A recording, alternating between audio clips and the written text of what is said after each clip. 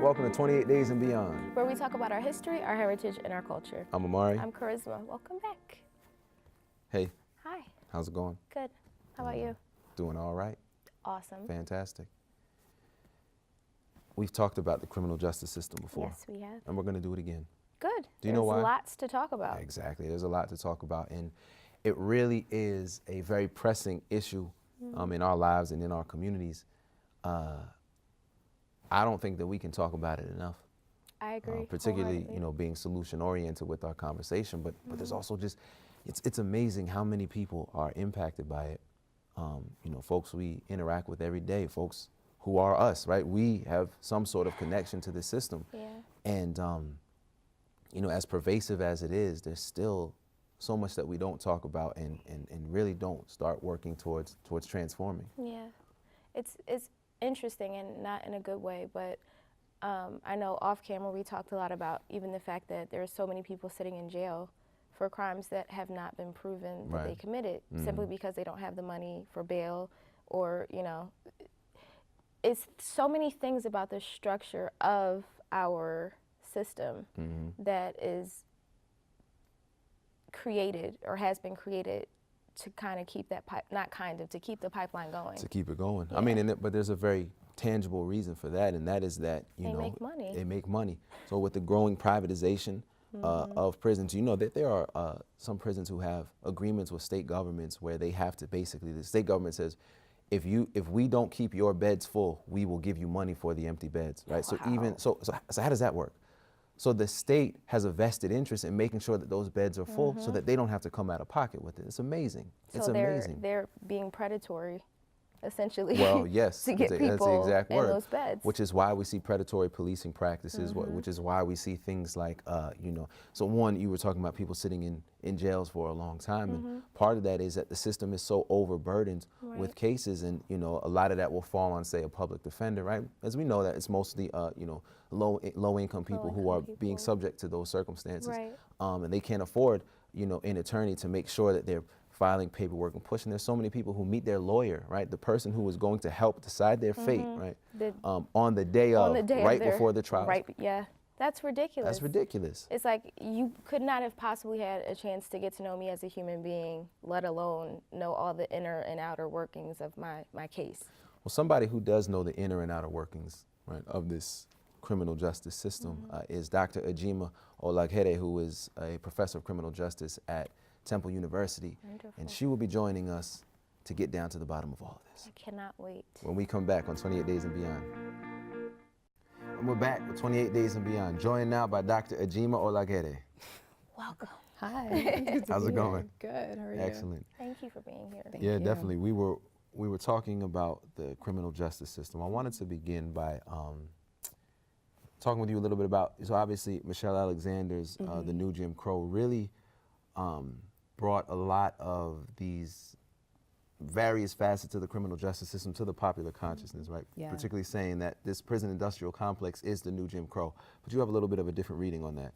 I do, yeah. I definitely like her book and thank her for starting a really good conversation. Yep. I think that was insulated and only known to some particular communities impacted by the system. But I always thought that the title was a bit of a misnomer based on the system that she's talking about, mass incarceration. I always see it sort of like the new Jim Crow could actually be reentry in terms of the racial caste system, right? So the fact that people come out of the system, have a record, and they're automatically barred from housing, employment, benefits of all sorts. So we're sort of creating a de facto legal caste system the same way that Jim Crow operated in the South. So for me, that's sort of a more sort of an appropriate analogy to it. It's one that we often overlook when we think about mass incarceration, but there's also this idea of mass supervision. Yeah. And it gets into the idea that we do incarcerate upwards to 2 million people in this country, but at the same time, if we combine that with the number of people who are under some form of like correctional control, we're talking about over like 7 million people. 7 million people. And so that would be like what? That would be parole, probation. Yep. Yeah, like, exactly. So some sort of supervision. Precisely, and sometimes you don't even have to experience incarceration. You could automatically send it to probation or parole, for example. We've talked about this like on and off camera too. You said, and you're saying the number again, but it's like, you know, people are in the system, then they come out and it's like, okay, so what is being provided for them to not have to deal with this reentry? What are we doing to help build these people up versus you did something, you went to prison or jail, wherever you landed, and now that you're back, there's nothing here to prevent you from continuing this vicious cycle. And again, it's done that way on purpose. On purpose, right. And your point about it being done on purpose is actually aligns with a sociologist by the name of Loic Quant that says reentry is a myth. How can we talk about reintegrating people that have never integrated into our society in the first place? That's extremely important. Right. So that I mean, you know, they talk about they'll use some folks will use terms like disengagement, right? So you have a disengagement of in school. They often talk about it. People are, you know, disengaged, right? They don't want to go to class. They drop out of school. Those people are disengaging, so on and so forth. And we know that if they do that, there's a higher probability of them going into the system. But I think that that's an excellent point, that the fact is that these are people who were never engaged into society anyway for a number of reasons. Precisely. Yeah. So it really implicates then, in terms of criminal justice response, what are the social institutions that we actually need to partner with to make sure that people are actually plugged in from a preventative standpoint? Because the last place we want people to be is a system. So you could think the system is sort of a check or sort of a reality check on our society. Yeah. What are we doing before someone gets to that end, if you will? But you said the last place that we want them to be. Yeah. And we were talking a little bit earlier we. about the sort of financial stake. Yeah. That, you know, Yeah. is the fastest growing industry in the country, right? It is, yeah. So people are losing jobs in terms of, you know, factories going overseas and stuff like that. But this is why they go to these rural places and want to build these prisons, because they know that it's going to increase the, you know, it'll kickstart the local economy, and so on and so forth.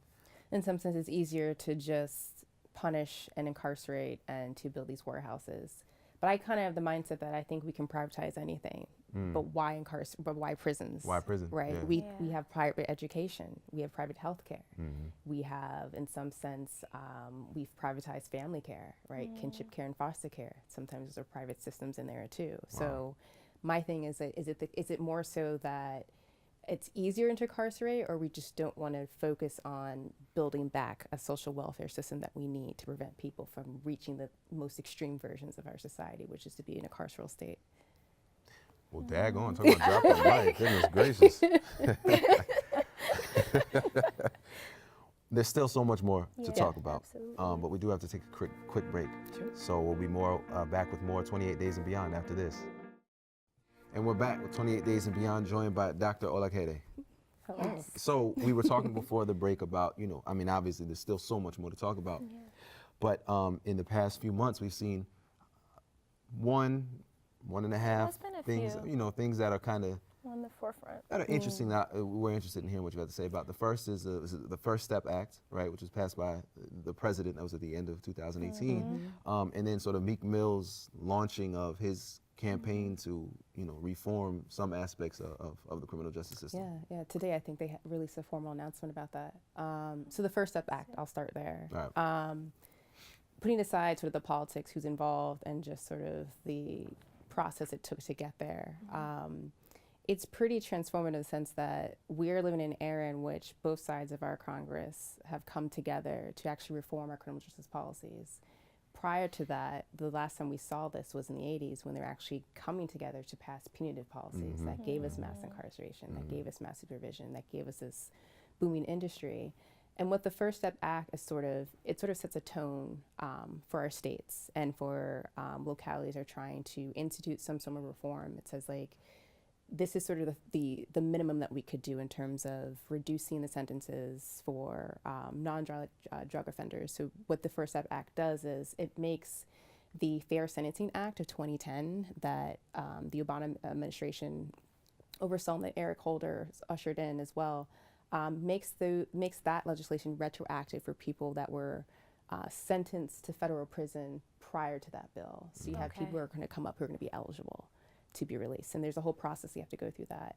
The key thing to recognize about that act is that it only applies to the federal level. So you're talking about at most 180,000 people, right? Oh, is that So it? that still leaves that millions and millions of precisely. other people that Most people are incarcerated at the local level, and by that I mean state, in terms of state prisons, but in jails. So if you're sentenced to less than a year, for example, and that does include people, for example, like Meek Mill, who were sentenced back to a prison term or a jail term.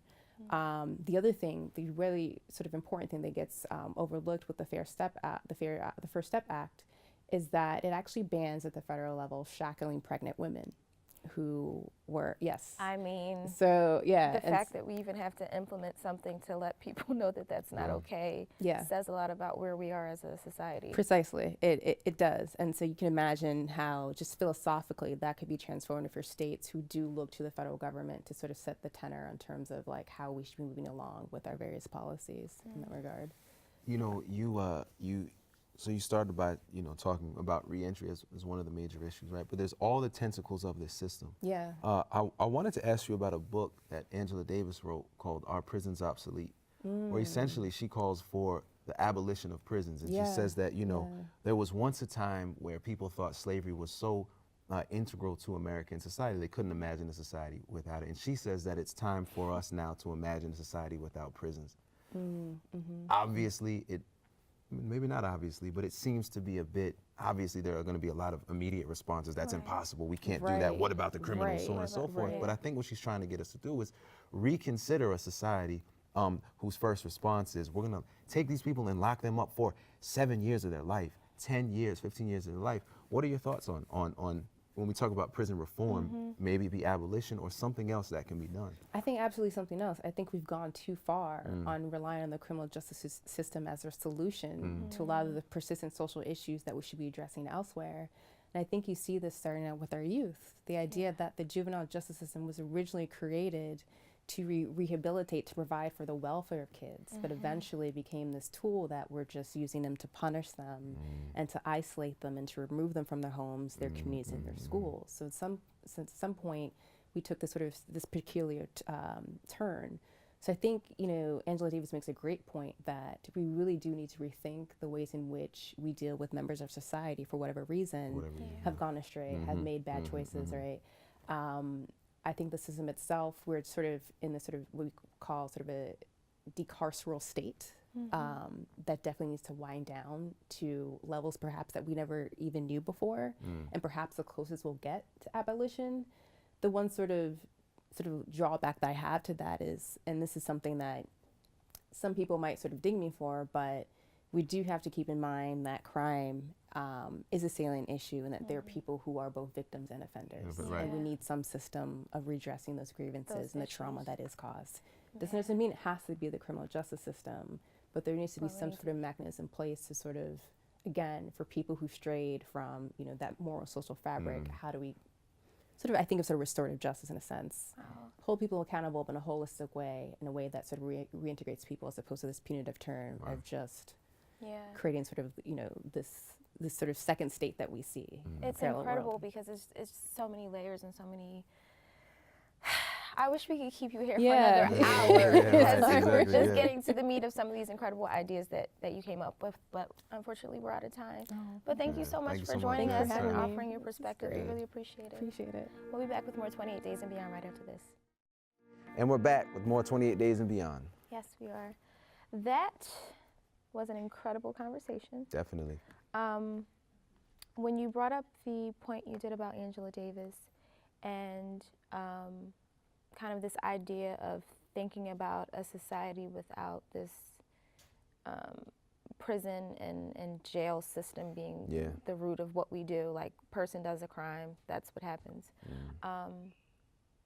The other side of that I thought was interesting that was brought up is that, some people really do deserve to be where they are in terms of jail or prison, as far as I can say. Like, my perspective is that certain people that do really horrible things, there definitely needs to be something in place to create separation.